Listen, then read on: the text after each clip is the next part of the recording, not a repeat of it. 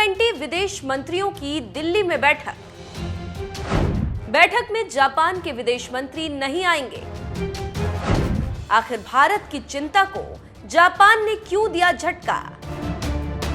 बैठक में विदेश मंत्री योशिमासा हयाशी हिस्सा नहीं लेंगे। हयाशी की जगह पर विदेश राज्य मंत्री केंजी यामादा दिल्ली आएंगे। जापान के इस व्यवहार से भारत हुआ नाराज। भारत के अधिकारियों ने जापानी विदेश मंत्री की इस योजना पर आपत्ति जताई।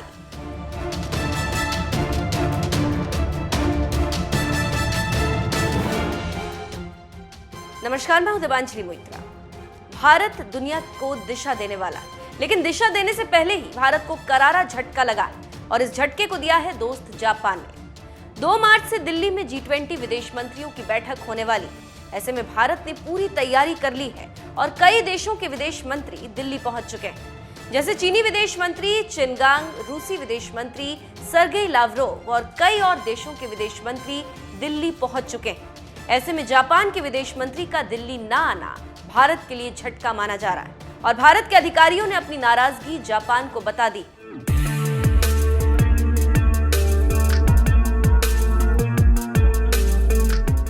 दो दिन पहले हमने आपको जानकारी दी थी कि जापान अपने विदेश मंत्री को दिल्ली नहीं भेज रहा और जापान ने अभी ये भी नहीं कहा कि कौन दिल्ली में जापान को लीड करेगा। लेकिन अब बादल छट चुके हैं और जापान सरकार ने ऐलान किया है कि भारत में G20 की होने वाली विदेश मंत्रियों की बैठक में विदेश मंत्री योशिमासा हयाशी हिस्सा नहीं लेंगे। हयाशी की जगह पर विदेश राज्य मंत्री केंजी यामादा नई दिल्ली जा रहे हैं। इससे पहले जापान के नेताओं और भारत के अधिकारियों ने जापानी विदेश मंत्री की इस योजना पर नाराजगी जताई थी। उसके बाद भी जापानी विदेश मंत्री ने अपने दोस्तों और देशों के लोगों की मांग को दरकिनार कर दिया। थिंकरों की माने तो इसका दोनों देशों के बीच रिश्तों में बुरा असर पड़ सकता है, वो भी तब जब चीन के नए विदेश मंत्री अपने पहले भारत दौरे पर आ रहे हैं। जानकार कह रहे हैं कि जब चीन सामने होगा तो जापान उससे आंख मिलाने से क्यों बच रहा है? क्या चीन के सामने बोलने से उसे डर लग रहा है या कोई और बात है? पहले भारत अमेरिका के साथ रणनीति बनाने पर काम कर चुका है, संगठन में है, और जब बात एक्शन की आई तो जापान दुम दबाकर क्यों भाग रहा है? आखिर इसका कारण क्या है? जापान की ओर से जारी बयान में कहा गया है कि G20 देशों के विदेश मंत्री अंतर्राष्ट्रीय महत्व के मुद्दों, खाद्यान्न और ऊर्जा सुरक्षा तथा रूस यूक्रेन युद्ध पर चर्चा कर सकते हैं। जापानी मीडिया के मुताबिक विदेश मंत्री हयाशी भारत आने की बजाय संसद के सत्र में हिस्सा लेंगे। यही नहीं, जापानी विदेश मंत्री के इस फैसले से क्वाड देशों के विदेश मंत्रियों की बैठक खटाई में पड़ सकती। जापान ने यह फैसला ऐसे समय पर लिया है जब वो खुद मई महीने में G7 देशों की बैठक आयोजित करने जा रहा है।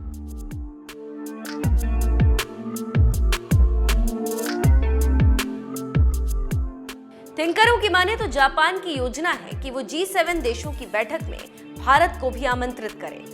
अमेरिका के हडसन इंस्टीट्यूट में जापानी मामलों के विशेषज्ञ डॉक्टर सतोरू नगाओ ने जापानी विदेश मंत्री के भारत नहीं जाने के फैसले की कड़ी आलोचना की। सतोरू ने कहा कि अगर जापानी विदेश मंत्री G20 देशों की बैठक में शामिल नहीं होते तो भारत इस फैसले से बहुत नाराज होगा। इसकी वजह यह है कि भारत G20 बैठक को लेकर अपने प्रयासों पर पूरा फोकस किए हुए है। ये भारत के साथ जापान के रिश्तों को बाद में प्रभावित करेगा।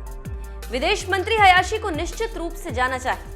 इससे पहले जापान के सांसदों ने भी जापानी विदेश मंत्री के इस फैसले की कड़ी आलोचना की थी। उन्होंने कहा था कि जापान G7 देशों की बैठक से एक बड़ा मौका खो देगा।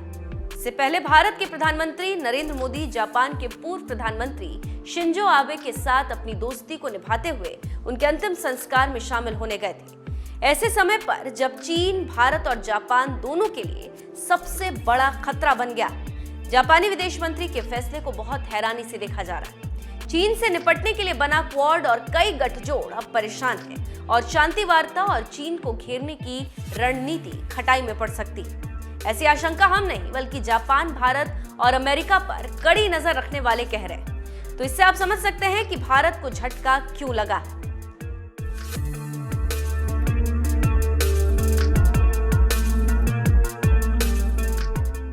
तो आप समझ गए होंगे कि क्यों भारत के लिए ये एक झटका है और क्यों जापान की आलोचना हो रही। साथ ही भारत की चीन को घेरने की रणनीति को भी झटका लगा। ऐसे में सभी विदेश मंत्री और प्रतिनिधि भारत पहुंच चुके हैं। अब देखना होगा कि किन किन मुद्दों पर डिस्कशन होती है और भारत से दुनिया को क्या संदेश दिया जाता है।